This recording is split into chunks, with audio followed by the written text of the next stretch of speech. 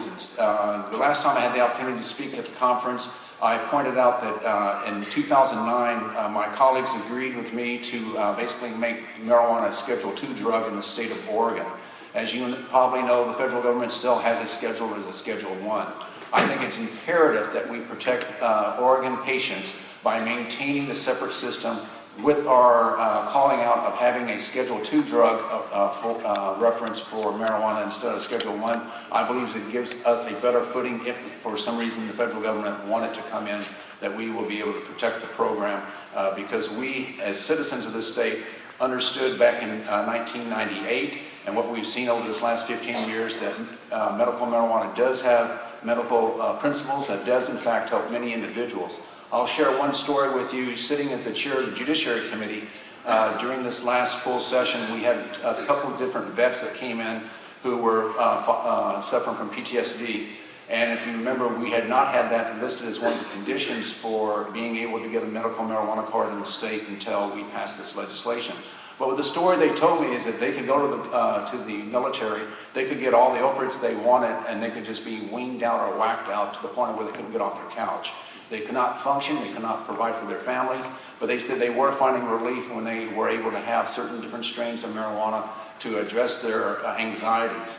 And today I'm hoping that those individuals are taking benefit of what we have done because I feel that this is a way that we can make certain that individuals who do not need to have extreme hard narcotics that can in fact find relief through a plant should have that opportunity to do that. So that's one of the reasons I think it's important to keep these programs separate so we can have the ability to defend it if we need to.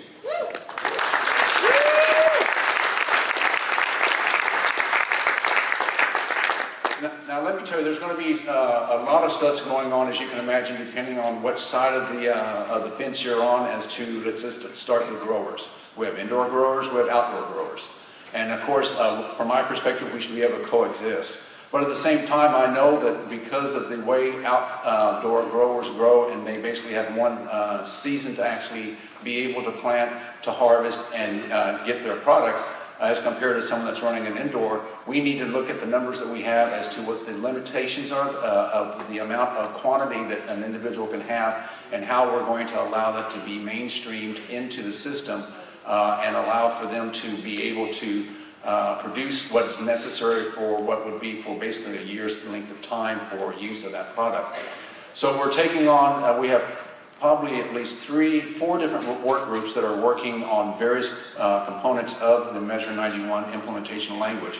Now, 91 does deal with recreational, but I will tell you in that committee, everything that is dealing with marijuana is going through that committee. My Judiciary Committee has previously had a lot of subject matter control over controlled substances. We still do, but it does seem like a lot of the stuff that normally would be handled in my committee is now in the other committee, or at least being subsequently referred from my committee to that committee. And this is, again, to kind of make sure the T's are crossed, the I's are dotted, and that we're in sync as to what we need to do for both the recreational and the medical program. Now, one of the things that I have introduced as a separate bill, but I expect it will be part of a larger bill, is when we passed House Bill 3460, the medical marijuana facilities, it was an oversight, but what we did not realize, and it was totally unintended, is that if a school, looking at the distance, is 1,000 feet, if you have a place, a facility that is actually sited, and then if a school, for whatever reason, moved within 1,000 feet of that facility, under current law, that facility would have to shut its doors at the time of its next, I guess it gets one renewal, and then it would have to shut its doors. Now, clearly, we have never seen that happen to any business in this state, and I'd say probably around the country, where you would have a legitimate business that was open and doing everything right, following the rules, that they would be displaced because a school was placed within that 1,000-foot barrier. So we are going to be putting in what we call a grandfather clause that will, in fact, allow for these various facilities to maintain their business locations and that they will not be forced to move and relocate from their existing facilities. So that's going to be one of the things that we'll be fixing. Again, these are, let's call them as unintended consequences. I also refer to these as the bill being a living document. It becomes a law, but as we actually are administering it, we realize there are some things that we didn't cover or things that maybe we intended to cover a different way, and not having that outcome. So how do we actually take care of that? And that's what we're going to be doing now. So that is one concern I know a number of people had, and I want to ensure that that is going to be taken care of. Now, there's been other issues regarding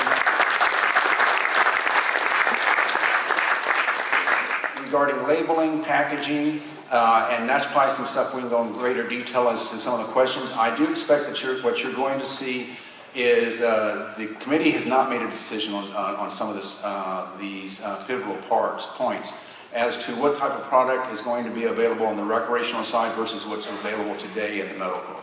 So we'll be working through that. I expect that you're going to see an emphasis on retail sales to have whatever edibles they are going to be allowed to be packaged in single dose that will be very bright line as to what they are, and not being, let's say, a value pack chocolate bar that is serrated for 12 different doses. You will not, from my perspective, see that in a retail outlet where you may still see that in a medical outlet. Regarding high dose of edibles, I think that, again, that's something that will stay in the medical side, and there will be a question as to when you will see that available in retail. One of the things that I'm very conscious of is ensuring that while we are implementing this language, that we don't see some of the situations that occurred in Colorado, less to Washington State, but to Colorado, as to people who are very novice, never maybe have ever had the opportunity to indulge in cannabis for recreational purposes, and not understanding that when the package tells you this has a time delay, you should wait 35 minutes, 40 minutes before expecting anything, that they were trying to, let's say, get that high way before its time and would actually manifest within the body. So I think we are going to see some opportunities here where we're going to try to play this out where it will be staggered in or phased in through this process, so we can ensure that people get the education. One of the other things I'll tell you that the legislature just recently did is provide OLCC $350,000 for education. We're going to start trying to get educational messaging out soon, so we can start preparing. As many of you know, 91 has its first implementation date will be July 1 of this year. That is when individuals such as yourself and I would have the opportunity, if we chose to and were of age, to be able to possess marijuana for recreational use and purposes.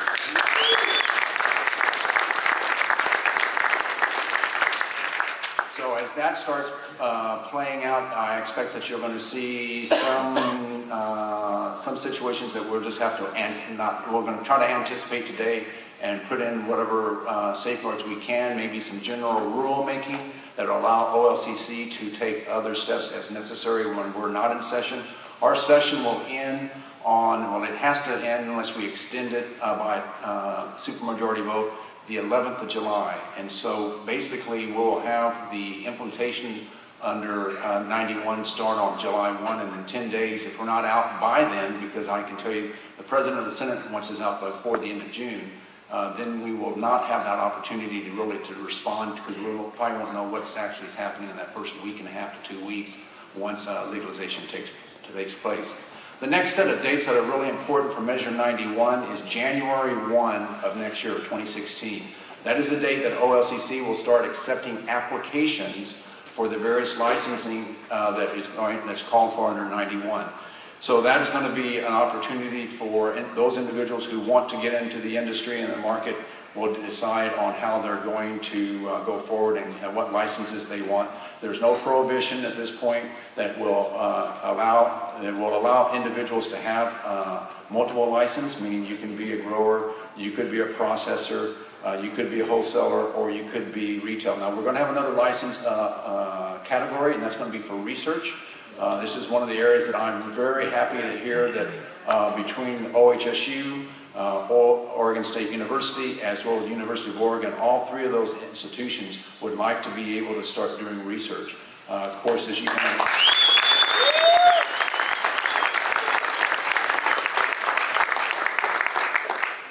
understand, one of the concerns right now is because all of those universities do in fact get significant funding from the federal government.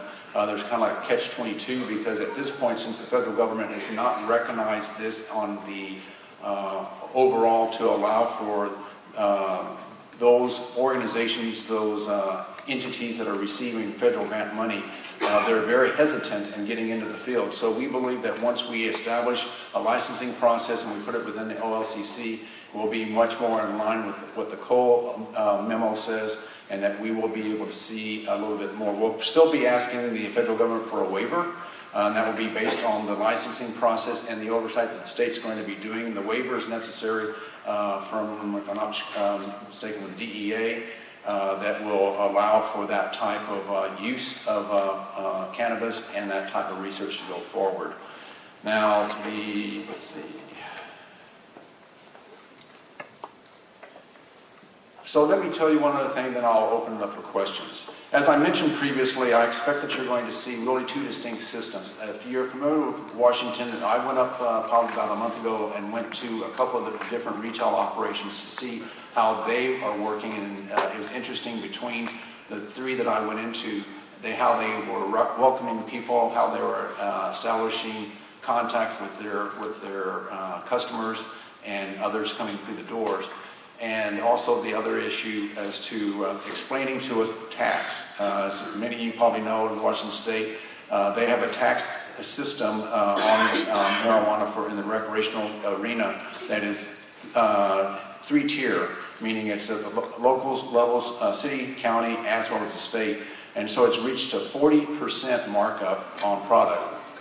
So 40%, as you can imagine, is not going to do anything as to impacting the drug cartels, the underground market. And so based on 91 having a $35 per ounce on the flowers, $10 on the leaves, and $5 on starts, we are going to do everything in our control to maintain those numbers. Now you may see some change as to how the money will be distributed, to allow for some of the money as it was called for in the measure to be allocated differently. But it's very, very important from my perspective, and my goal is to put the cartels out of business, is to have the lowest tax possible, and Oregon has that right now. There's no other state that's passed marijuana for recreational use and has a lower tax on it than we do. And so I believe we're in the best position of all of the states. That includes Colorado, Washington State, Alaska's closest to us, I believe there's $50 an ounce. And then DC, I'm not even sure they actually established it. I think it's just that they have the right for simple possession, if I'm not mistaken. But the reality is we will be able to actually take on the drug cartels by maintaining a tax base that's lower, and that people will be much more willing to come into the recreational, legitimate side of the business. And I'm hoping that we'll also be able to entice that individuals who are in the market, or excuse me, in the production, growing and producing, will also be able to benefit under this process, because the cost at the counter will not be as great. Now, I told you I was going to take questions, but just one other thing I'm going to tell you that we are looking at. Currently, the tax structure is set up that the taxes that is going to impose at the point of the grower. So when the grower is basically moving it out into the stream of commerce is where the tax is. Many of us have looked at that and we think that's the wrong place to tax. We believe the tax should be actually at the point of sale of retail.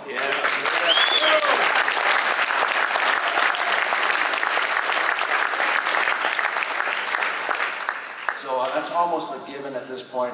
Both the co-chairs and I have spoken in some length on multiple issues. This is one that I think we're all in agreement. We think this is a much reasonable, sensible way of dealing with it. And we also are looking at, based on the potential for taxing of edibles and extracts, that we may be looking at that on a weight basis as well. Based on THC. That's something that's kind of playing out right now, as you can imagine, for those who are into the production of extracts. From my perspective, I guess I should say, is that taxing at the point of the leaf as compared to the final product doesn't seem appropriate. It seems to me that we should be looking at having something across the board as it pertains to THC, and that way I think we can actually have a more vibrant process and be able to ensure that it's going to be fair across the board for those who are producing flower versus those who are making secondary products. Yeah.